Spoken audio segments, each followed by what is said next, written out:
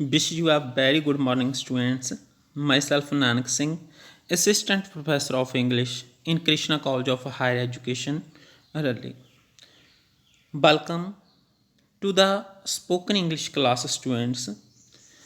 So, students, in the previous lectures, we have discussed about subject and verb.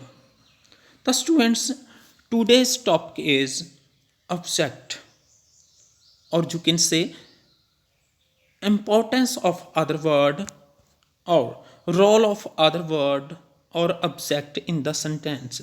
ਤਾਂ students ਜੋ ਸਾਡਾ ਅੱਜ ਦਾ topic ਹੈ ਉਹ ਸਾਡਾ ਹੈ object ਦਾ ਤਾਂ ਸਟੂਡੈਂਟਸ ਜਦੋਂ ਇੱਕ ਸੈਂਟੈਂਸ ਅਸੀਂ ਤਿਆਰ ਕਰਦੇ ਹਾਂ, ਇੱਕ ਸੈਂਟੈਂਸ ਬਣਾਉਂਦੇ ਹਾਂ, ਤਾਂ ਉਸ ਵਿੱਚ ਸਾਡੇ ਸਬਜੈਕਟ ਵਰਬ ਤੇ in the end of sentence we use object।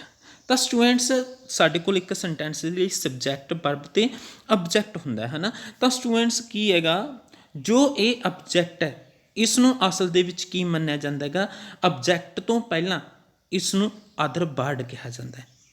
Other word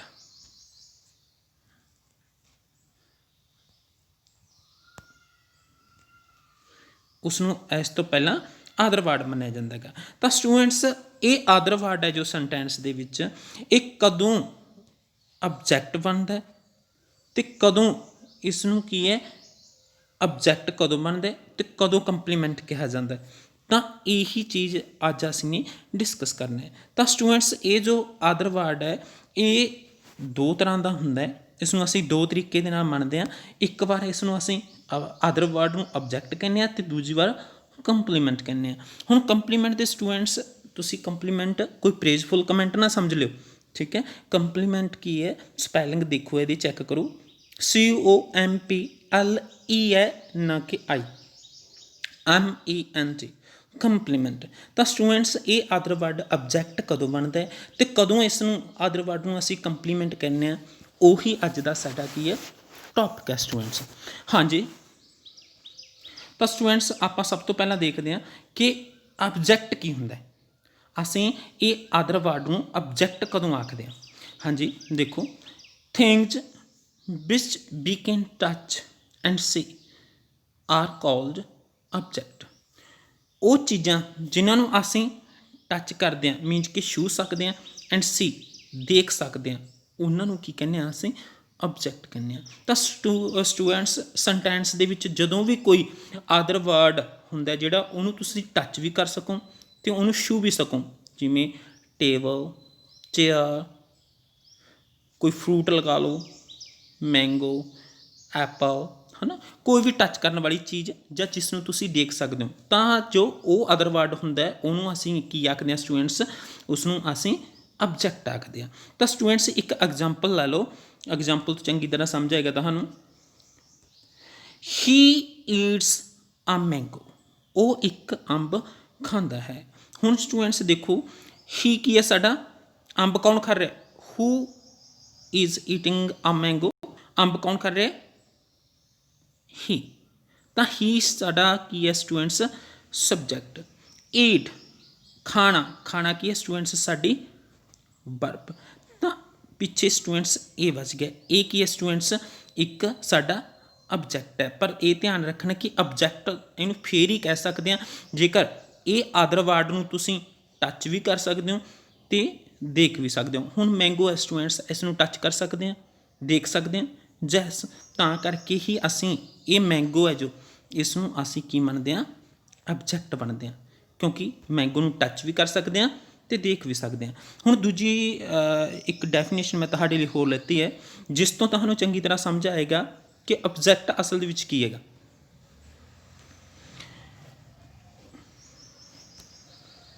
ਦੇਖੋ ਡੈਫੀਨੇਸ਼ਨ, ਵੈਨ ਦਾ ਵਰਬ, ਕਹਿੰਦੇ ਜਦੋਂ ਜਿਹੜੀ ਵਰਬ ਹੈਗੀ ਸਾਡੀ ਕਿਰਿਆ ਇੰਪੈਕਟਸ ਪ੍ਰਭਾਵ ਪਾਉਂਦੀ ਹੈ the other word, other word ਨੂੰ, ਮੀਨਸ ਕਿ ਦੂਜੇ ਸ਼ਬਦ ਨੂੰ, ਇਜ਼ ਕਾਲਡ ਆਬਜੈਕਟ। ਜਦੋਂ ਵੀ ਸਾਡੀ ਵਰਬ ਕੀ ਹੈਗੀ ਦੂਜੇ ਸ਼ਬਦਾਂ 'ਤੇ ਕੀ ਹੈ ਪ੍ਰਭਾਵ ਪਾਉਂਦੀ ਹੈ, ਅਦਰ ਵਰਡ 'ਤੇ ਪ੍ਰਭਾਵ ਪਾ ਰਹੀ ਹੁੰਦੀ ਹੈਗੀ, ਉਹ 'ਤੇ ਆਪਣਾ ਅਸਰ ਛੱਡ ਰਹੀ ਹੈ, ਉਦੋਂ ਸਾਡਾ ਕੀ ਬਣ ਜਾਂਦਾ, ਉਸ ਆਬਜੈਕਟ ਬਣ ਜਾਂਦਾ ਹੈ। ਜੇ ਪ੍ਰਭਾਵ ਨਹੀਂ ਪਾ ਰਹੀ ਤਾਂ ਕੀ ਹੈ ਕੰਪਲੀਮੈਂਟ ਹੈ। ਹੁਣ ਸਟੂਡੈਂਟਸ ਪਹਿਲਾਂ ਤਾਂ ਸੈਂਟੈਂਸ ਨੂੰ ਡਿਵਾਈਡ ਕਰੋ, ਤੁਸੀਂ ਦੇਖੋ ਕਿ ਸਬਜੈਕਟ ਤੇ ਵਰਬ ਕੀ ਨਹੀਂ ਹੈ। ਮੈਂ ਐਗਜ਼ਾਮਪਲ ਲੈਤੀ ਹੈ, when the verb impacts the other word is called object. ਜਦੋਂ ਕਹਿੰਦੇ ਵਰਬ ਅਦਰ ਵਰਡ 'ਤੇ ਆਪਣਾ ਪ੍ਰਭਾਵ ਪਾਉਂਦੀ ਹੈ ਉਸਨੂੰ ਆਬਜੈਕਟ ਕਿਹਾ ਜਾਂਦਾ। ਹੁਣ ਪ੍ਰਭਾਵ ਕਿਵੇਂ ਪਾਉਂਦੀ ਹੈ, ਦੇਖੋ ਡੈਫੀਨੇਸ਼ਨ ਹੈਗੀ। Example, she eats an apple, ਉਹ ਇੱਕ ਅੰਬ ਖਾਂਦੀ ਹੈ। ਹੁਣ ਕੌਣ ਅੰਬ ਖਾ ਰਹੀ ਹੈ, ਸ਼ੀ, ਤਾਂ ਸ਼ੀ ਕੀ ਹੈ ਸਾਡਾ ਸਬਜੈਕਟ, ਈਟ ਕੀ ਹੈ ਸਾਡੀ ਵਰਬ, ਐਨ ਐਪਲ ਹੈ ਜੋ ਹੈ ਨਾ। ਹੁਣ ਐਪਲ ਹੈ, ਐਪਲ ਵਰਡ 'ਤੇ ਜਿਹੜੀ ਵਰਬ ਹੈਗੀ ਉਹ ਪ੍ਰਭਾਵ ਪਾ ਰਹੀ ਹੈ ਜਾਂ ਨਹੀਂ? ਆਫਕੋਰਸ ਸਟੂਡੈਂਟਸ ਪਾ ਰਹੀ ਹੈ, ਕਿਉਂਕਿ ਖਾਣ, ਐਪਲ ਨੂੰ ਜਦੋਂ ਖਾਇਆ ਜਾਏਗਾ ਤਾਂ ਐਪਲ ਕੀ ਹੋ ਜਾਏਗਾ, ਖਤਮ ਹੋ ਜਾਏਗਾ। ਤਾਂ ਇਹ ਆਦਰ ਵਰਡ ਹੈ ਜੋ ਸਾਡਾ ਆਦਰ ਵਰਡ 'ਤੇ ਸਾਡਾ ਪ੍ਰਭਾਵ ਪੈ ਰਿਹਾ। ਤਾਂ ਇਸ ਤਰ੍ਹਾਂ ਸਟੂਡੈਂਟਸ ਵਰਬ ਨੇ ਐਪਲ 'ਤੇ ਆਪਣਾ ਪ੍ਰਭਾਵ ਪਾਇਆ, ਕਿਉਂਕਿ ਉਹ ਐਪਲ ਨੂੰ ਜਦੋਂ ਖਾਏਗਾ ਤਾਂ ਐਪਲ ਦੀ ਆਇਡੈਂਟੀਟੀ ਖਤਮ ਹੋ ਜਾਏਗੀ, ਐਪਲ ਖਤਮ ਹੋ ਜਾਏਗਾ। ਤਾਂ ਕਰਕੇ ਆਦਰ ਵਰਡ 'ਤੇ ਈਟ ਵਰਬ ਦਾ ਕੀ ਹੈ ਇੰਪੈਕਟ ਪੈ ਰਿਹਾ, ਤਾਂ ਕਰਕੇ ਇਹਨੂੰ ਅਸੀਂ ਕੀ ਕਹਾਂਗੇ, ਆਦਰ ਵਰਡ ਨੂੰ ਆਬਜੈਕਟ ਕਹਾਂਗੇ। ਸੈਕਿੰਡ ਐਗਜ਼ਾਮਪਲ ਦੇਖ ਲਓ,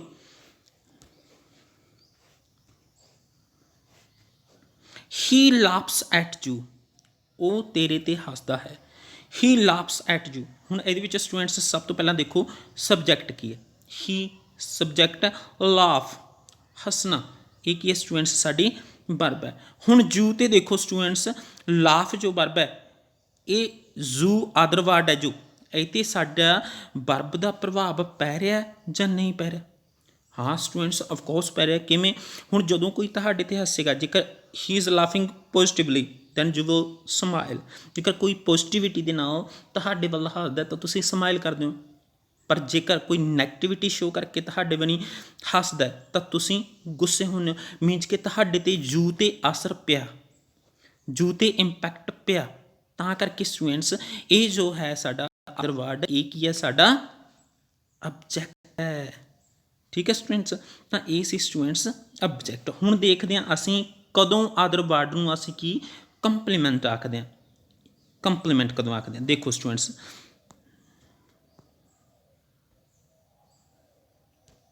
ਕੰਪਲੀਮੈਂਟ ਥਿੰਗਸ, ਚੀਜ਼ਾਂ ਵਿਚ ਵੀ ਕੈਨ ਨੋਟ ਟੱਚ, ਉਹ ਚੀਜ਼ਾਂ ਜਿਨ੍ਹਾਂ ਨੂੰ ਟੱਚ ਨਹੀਂ ਕਰ ਸਕਦੇ, ਛੂਹ ਨਹੀਂ ਸਕਦੇ, ਐਂਡ ਸੀ ਦੇਖ ਨਹੀਂ ਸਕਦੇ, ਆਰ ਕਾਲਡ ਕੰਪਲੀਮੈਂਟ। ਉਹਨਾਂ ਨੂੰ ਕੀ ਕਿਹਾ ਜਾਂਦਾ ਹੈ, ਕੰਪਲੀਮੈਂਟ ਕਿਹਾ ਜਾਂਦਾ ਹੈ। ਕੋਈ ਵੀ ਚੀਜ਼ ਜਿਹੜੀ ਤੁਸੀਂ ਦੇਖ ਨਹੀਂ ਸਕਦੇ, ਜਿਸ ਨੂੰ ਤੁਸੀਂ ਟੱਚ ਨਹੀਂ ਕਰ ਸਕਦੇ, ਉਹ ਕੀ ਹੁੰਦਾ, ਕੰਪਲੀਮੈਂਟ ਹੁੰਦਾ। ਜਿਵੇਂ ਦੇਖੋ ਸਟੂਡੈਂਟਸ, ਇੱਕ ਐਗਜ਼ਾਮਪਲ ਲਈ ਹੈ ਤੁਹਾਡੇ ਲਈ ਮੈਂ, ਹੀ ਲਾਫਸ ਐਟ ਨਾਈਟ, ਉਹ ਰਾਤ ਨੂੰ ਹੱਸਦਾ ਹੈ। ਹੀ ਲਾਫਸ ਐਟ ਨਾਈਟ। ਹੁਣ ਸਟੂਡੈਂਟਸ ਇਹਦੇ ਵਿੱਚ ਦੇਖੋ ਸਬਜੈਕਟ ਕੀ ਹੈ, ਹੀ, ਲਾਫ ਕੀ ਹੈ ਵਰਬ। ਹੁਣ ਦੇਖੋ ਸਟੂਡੈਂਟਸ, ਜੋ ਸਾਡਾ ਨਾਈਟ ਹੈ, ਜੋ ਸਾਡਾ ਨਾਈਟ ਵਰਡ ਹੈ, ਇਹ ਸਾਡਾ ਕੀ ਹੈ, ਸਭ ਤੋਂ ਪਹਿਲਾਂ ਤਾਂ ਨਾ ਤਾਂ ਇਹ ਆਬਜੈਕਟ ਹੈ ਨਾ ਕੰਪਲੀਮੈਂਟ ਹੈ। ਉਹਨਾਂ ਦੋਨਾਂ ਤੋਂ ਪਹਿਲਾਂ ਤਾਂ ਇਹ ਸਾਡੇ ਲਈ ਕੀ ਹੈ, ਸਿੰਪਲ ਇੱਕ ਆਦਰ ਵਰਡ ਹੈ, ਆਦਰ ਵਰਡ। ਹੁਣ ਇਹ ਆਦਰ ਵਰਡ ਸਾਡਾ ਆਬਜੈਕਟ ਹੈ ਕਿ ਕੰਪਲੀਮੈਂਟ ਹੈ, ਹੁਣ ਇਹ ਦੇਖਣਾ ਹੈ। ਹੁਣ ਕੀ ਕਰਿਆ ਸੀ, ਕੰਪਲੀਮੈਂਟ ਕਹਿੰਦੇ ਕੀ ਹੁੰਦਾ, things we can not touch and see are call complement. ਜਿਹੜੀਆਂ ਚੀਜ਼ਾਂ ਨੂੰ ਤੁਸੀਂ ਦੇਖ ਨਹੀਂ ਸਕਦੇ, ਟੱਚ ਨਹੀਂ ਕਰ ਸਕਦੇ, ਉਹਨਾਂ ਨੂੰ ਕੰਪਲੀਮੈਂਟ ਕਹਿੰਦੇ ਹੋ। ਹੁਣ ਨਾਈਟ ਹੈ, ਨਾਈਟ ਜੋ ਰਾਤ ਦਾ ਸਮਾਂ ਹੈ ਜਾਂ ਰਾਤ ਹੈ, ਕੀ ਤੁਸੀਂ ਰਾਤ ਨੂੰ ਟੱਚ ਕਰ ਸਕਦੇ ਹੋ? ਕੀ ਤੁਸੀਂ ਹੱਥ 'ਚ ਫੜ ਕੇ ਕਿਸੇ ਨੂੰ ਨਾਈਟ ਦਿਖਾ ਸਕਦੇ ਹੋ ਕਿ ਆਹ ਨਾਈਟ ਹੈ? ਨਹੀਂ। ਤਾਂ ਕਰਕੇ ਜੋ ਇਹ ਵਰਡ ਹੈ ਸਟੂਡੈਂਟਸ, ਇਹ ਸਾਡਾ ਕੀ ਹੈਗਾ, ਇਹ ਸਾਡਾ ਕੀ ਹੋ ਗਿਆ, ਇਹ ਸਾਡਾ ਹੋ ਗਿਆ ਕੰਪਲੀਮੈਂਟ। ਇਹ ਸਾਡਾ ਹੋ ਗਿਆ ਕੰਪਲੀਮੈਂਟ। ਠੀਕ ਹੈ ਸਟੂਡੈਂਟਸ, ਹੁਣ ਇੱਕ ਸੈਕੰਡ ਡੈਫੀਨੇਸ਼ਨ ਲਿੱਤੀ ਹੈ ਮੈਂ ਤਾਂ ਕਿ ਚੰਗੀ ਤਰ੍ਹਾਂ ਕਲੀਅਰ ਹੋ ਜਾਏ ਤੁਹਾਨੂੰ ਕੰਪਲੀਮੈਂਟ।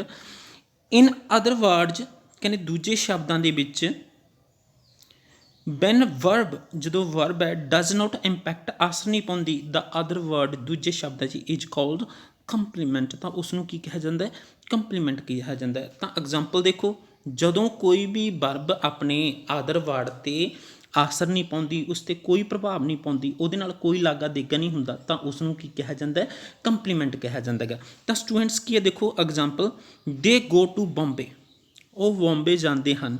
ਹੁਣ ਸਟੂਡੈਂਟਸ ਇਹਦੇ ਵਿੱਚ ਸਬਜੈਕਟ ਕੀ ਹੈ, ਦੇ, ਵਰਬ ਕੀ ਹੈ, ਗੋ। ਹੁਣ ਬੰਬੇ ਹੈ ਜੋ, ਉਹਨਾਂ ਦਾ ਜਾਣਾ ਬੰਬੇ 'ਤੇ ਕੋਈ ਪ੍ਰਭਾਵ ਪਏਗਾ? ਬੰਬੇ 'ਤੇ ਸਟੂਡੈਂਟਸ ਕੋਈ ਪ੍ਰਭਾਵ ਨਹੀਂ ਪੈਂਦਾ। ਬੰਬੇ ਦੀ ਪੋਪੂਲੇਸ਼ਨ ਤੇ ਜ਼ਰੂਰ ਪਏਗਾ, ਪਰ ਬੰਬੇ ਕੀ ਹੈ, ਇੱਕ ਪਲੇਸ ਦਾ ਨਾਮ ਹੈ। ਪਲੇਸ ਕੀ ਹੈਗਾ ਕਿ ਤੁਸੀਂ ਕਿਸੇ ਨੂੰ ਬੰਬੇ ਫੜ ਕੇ ਦਿਖਾ ਸਕਦੇ ਹੋ ਕਿ ਇਹ ਬੰਬੇ ਹੈ? ਨਹੀਂ। ਤਾਂ ਬੰਬੇ ਇੱਕ ਅਬਸਟਰੈਕਟ ਨਾਊਨ ਹੈ ਜਿਸ ਨੂੰ ਤੁਸੀਂ ਦੇਖ ਨਹੀਂ ਸਕਦੇ, ਟੱਚ ਨਹੀਂ ਕਰ ਸਕਦੇ। ਹਾਂ, ਉਸ ਜਗ੍ਹਾ ਨੂੰ ਦੇਖ ਸਕਦੇ ਹੋ, ਪਰ ਬੰਬੇ ਕਿਸੇ ਨੂੰ ਫੜ ਕੇ ਤੁਸੀਂ ਨਹੀਂ ਦਿਖਾ ਸਕਦੇ ਹੈਗੇ। ਤਾਂ ਕਰਕੇ ਸਟੂਡੈਂਟਸ, ਜੋ ਸਾਡੀ ਵਰਬ ਹੈਗੀ ਗੋ ਵਰਬ ਦਾ ਬੰਬੇ 'ਤੇ ਕੋਈ ਅਸਰ ਨਹੀਂ ਪੈਂਦਾ। ਅਤੇ ਜਦੋਂ ਵਰਬ ਦਾ ਸਾਡੇ ਆਦਰ ਵਰਡ 'ਤੇ ਅਸਰ ਨਾ ਪਵੇ, ਉਹੀ ਵਰਬ ਦੇ ਨਾਲ ਜੋ ਲੱਗਿਆ ਆਦਰ ਵਰਡ ਹੁੰਦਾ ਉਸ ਨੂੰ ਅਸੀਂ ਕੀ ਆਖਦੇ ਹਾਂ? ਉਸ ਨੂੰ ਕੰਪਲੀਮੈਂਟ ਆਖਦੇ ਹਾਂ। ਉਸ ਨੂੰ ਅਸੀਂ ਕੰਪਲੀਮੈਂਟ ਆਖਦੇ ਹਾਂ। ਤਾਂ ਸਟੂਡੈਂਟਸ, ਤੁਹਾਨੂੰ ਕਲੀਅਰ ਹੀ ਹੋ ਗਿਆ ਹੋਣਾ ਕਿ ਆਦਰ ਵਰਡ ਜੋ ਹੈ, ਜੋ ਸਾਡਾ ਸੈਂਟੈਂਸ ਦੇ ਵਿੱਚ ਆਦਰ ਵਰਡ ਹੁੰਦਾ ਉਸ ਨੂੰ ਅਬਜੈਕਟ ਕਦੋਂ ਕਿਹਾ ਜਾਂਦਾ? ਕੰਪਲੀਮੈਂਟ ਕਿਹਾ ਜਾਂਦਾ।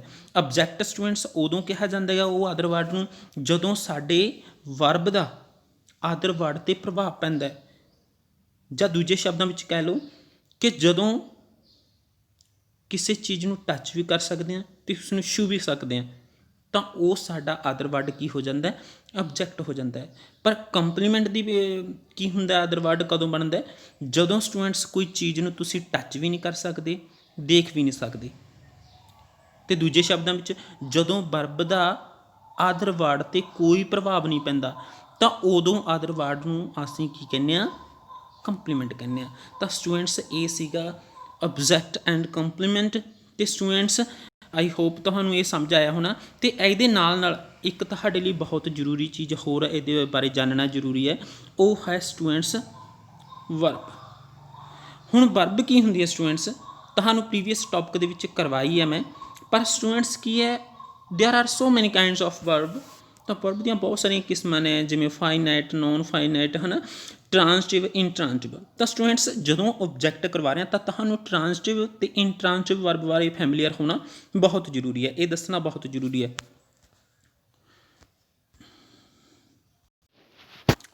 ਹਾਂ ਸਟੂਡੈਂਟਸ, ਇੱਕ ਵਰਬ ਟਰਾਂਸਟਿਵ ਵਰਬ ਕੀ ਹੁੰਦੀ ਹੈ, ਇਨਟਰਾਂਸਟਿਵ ਵਰਬ ਕਿਹੜੀ ਹੁੰਦੀ ਹੈ? ਤਾਂ ਪਹਿਲਾਂ ਤਾਂ ਸਟੂਡੈਂਟਸ ਡਿਫਰੈਂਸ ਕਲੀਅਰ ਕਰਦੇ ਹਾਂ ਆਪਾਂ। ਹਾਂ ਸਟੂਡੈਂਟਸ, ਪਹਿਲਾਂ ਤਾਂ ਦੇਖੋ ਟਰਾਂਸਟਿਵ ਵਰਬ ਹੁੰਦੀਆਂ ਦੀਜ ਵਰਬਸ। ਇਹ ਜਿਹੜੀਆਂ ਵਰਬਸ ਹੁੰਦੀਆਂ ਨੇ, ਟੇਕ ਐਨ ਅਬਜੈਕਟ। ਤਾਂ ਸਟੂਡੈਂਟਸ, ਜੋ ਕਿਸੇ ਵਰਬ ਦੇ ਨਾਲ ਅਬਜੈਕਟ ਆ ਜਾਂਦਾ ਹੈਗਾ ਉਸ ਨੂੰ ਅਸੀਂ ਕੀ ਕਹਿੰਦੇ ਹਾਂ? ਉਸ ਨੂੰ ਅਸੀਂ ਟਰਾਂਸਟਿਵ ਵਰਬ ਕਹਿੰਦੇ ਹਾਂ। ਸਟੂਡੈਂਟਸ ਦੇਖੋ, ਪਲੀਜ਼ ਬ੍ਰਿੰਗ ਕੌਫੀ, ਕਿਰਪਾ ਕਰਕੇ ਕੌਫੀ ਲੈ ਕੇ ਆਓ, ਹੈ ਨਾ। ਬ੍ਰਿੰਗ ਕੀ ਹੈ? ਸਾਡੀ ਵਰਬ ਹੈ। ਕੌਫੀ ਸਾਡਾ ਕੀ ਹੈ? ਅਬਜੈਕਟ। ਹੁਣ ਸ਼ੀ ਲਵਜ਼ ਰੇਨਬੋ, ਉਹ ਰੇਨਬੋ ਨੂੰ ਪਿਆਰ ਕਰਦੀ ਹੈ। ਲਵ ਕੀ ਹੈ ਸਾਡੀ ਸਟੂਡੈਂਟਸ? ਵਰਬ। ਰੇਨਬੋ ਕੀ ਹੈ ਸਾਡਾ? ਅਬਜੈਕਟ। ਜੌਨ ਥਰੂ ਦਾ ਵਾਲ, ਜੌਨ ਨੇ ਵਾਲ ਸੁੱਟ ਦਿੱਤੀ ਸੀ। ਥਰੂ ਕੀ ਹੈ ਸਾਡੀ? ਵਰਬ। ਦਾ ਵਾਲ ਸਾਡਾ ਕੀ ਹੈ? ਅਬਜੈਕਟ। ਤਾਂ ਸਟੂਡੈਂਟਸ, ਹੁਣ ਤੁਸੀਂ ਦੇਖੋ, ਬ੍ਰਿੰਗ ਦੇ ਨਾਲ ਅਬਜੈਕਟ ਕੀ ਹੈ? ਕੌਫੀ। ਲਵਜ਼ ਦੇ ਨਾਲ ਰੇਨਬੋ, ਥਰੂ ਦੇ ਨਾਲ ਦਾ ਵਾਲ। ਤਾਂ ਸਟੂਡੈਂਟਸ ਦੇਖੋ, ਸਾਰੀਆਂ ਵਰਬਜ਼ ਦੇ ਨਾਲ ਸਾਡੇ ਅਬਜੈਕਟ ਆਇਆ। ਤਾਂ ਉਹ ਵਰਬਜ਼ ਜਿਨ੍ਹਾਂ ਦੇ ਨਾਲ ਸਟੂਡੈਂਟਸ ਅਬਜੈਕਟ ਆਉਂਦਾ ਹੈਗਾ, ਉਹਨਾਂ ਵਰਬਜ਼ ਨੂੰ ਅਸੀਂ ਕੀ ਆਖ ਦਿੰਦੇ ਹਾਂ? ਟਰਾਂਸਟਿਵ ਵਰਬਜ਼ ਆਖ ਸਕਦੇ ਹਾਂ। ਠੀਕ ਹੈ students, now we will discuss about intransitive verbs. ਹੁਣ ਆਪਾਂ ਸਟੂਡੈਂਟਸ ਇਨਟਰਾਂਸਟਿਵ ਵਰਬਜ਼ ਬਾਰੇ ਡਿਸਕਸ ਕਰਾਂਗੇ ਕਿ ਇਨਟਰਾਂਸਟਿਵ ਵਰਬਜ਼ ਕੀ ਹੁੰਦੀਆਂ ਨੇਗੀਆਂ। ਹਾਂਜੀ ਸਟੂਡੈਂਟਸ, ਇਨਟਰਾਂਸਟਿਵ ਵਰਬਜ਼, ਇਨਟਰਾਂਸਟਿਵ ਵਰਬ ਕੀ ਹੁੰਦੀ ਹੈ? ਦੇਖੋ, ਇਟ ਡਜ਼ ਨੋਟ ਡਿਮਾਂਡ ਐਨ ਅਬਜੈਕਟ। ਕਹਿੰਦੇ ਇਟ ਡਜ਼ ਨੋਟ ਡਿਮਾਂਡ ਐਨ ਅਬਜੈਕਟ। ਕਹਿੰਦੇ ਇਨਟਰਾਂਸਟਿਵ ਵਰਬ ਨੂੰ ਕੋਈ ਅਬਜੈਕਟ ਦੀ ਲੋੜ ਨਹੀਂ ਹੁੰਦੀ। ਇਨਟਰਾਂਸਟਿਵ ਵਰਬ ਆਪਣੇ ਨਾਲ ਅਬਜੈਕਟ ਯੂਜ਼ ਕਰਵਾਉਣ ਤੋਂ ਬਿਨਾਂ ਵੀ ਸੈਂਟੈਂਸ ਨੂੰ ਕੰਪਲੀਟ ਕਰ ਦਿੰਦੀ ਹੈ। ਤਾਂ ਸਟੂਡੈਂਟਸ ਦੇਖੋ ਐਗਜ਼ਾਮਪਲ, ਦੇ ਜੰਪਡ, ਉਹ ਕੁੱਦ ਗਏ ਸੀ। ਦਾ ਡੌਗ ਰੇਨ, ਕੁੱਤਾ ਭੱਜ ਗਿਆ ਸੀ। ਸ਼ੀ ਸੇਇੰਗ, ਉਹ ਗਾਉਂਦੀ ਸੀ। ਤਾਂ ਸਟੂਡੈਂਟਸ, ਸਾਰੀਆਂ ਐਗਜ਼ਾਮਪਲਸ ਜੋ ਨੇਗੀਆਂ, ਇਹਨਾਂ ਐਗਜ਼ਾਮਪਲਸ ਦੇ ਵਿੱਚ ਤੁਸੀਂ ਕੀ ਹੈਗਾ, ਸਭ ਤੋਂ ਪਹਿਲਾਂ ਤਾਂ ਤੁਸੀਂ ਸਬਜੈਕਟ ਦੇਖੋ, they subject, jumped verb, the dog subject, ran verb, she subject, saying verb. ਤਾਂ ਸਟੂਡੈਂਟਸ ਹੁਣ ਤੁਹਾਡਾ ਡੈਫੀਨੇਸ਼ਨ ਕੀ ਕਹਿੰਦੀ ਸੀਗੀ, ਕਹਿੰਦੀ it does not demand an object. ਤਾਂ ਇਹਨਾਂ ਵਿੱਚ ਆਬਜੈਕਟ ਦੀ ਲੋੜ ਨਹੀਂ ਹੁੰਦੀ। ਦੇਖੋ ਸਟੂਡੈਂਟਸ ਸਾਰਿਆਂ ਦੇ ਵਿੱਚ ਸਬਜੈਕਟ ਦੇ ਨਾਲ ਸਿਰਫ ਕੀ ਹੈਗੀ, ਵਰਬ ਹੈਗੀ। ਜਿਵੇਂ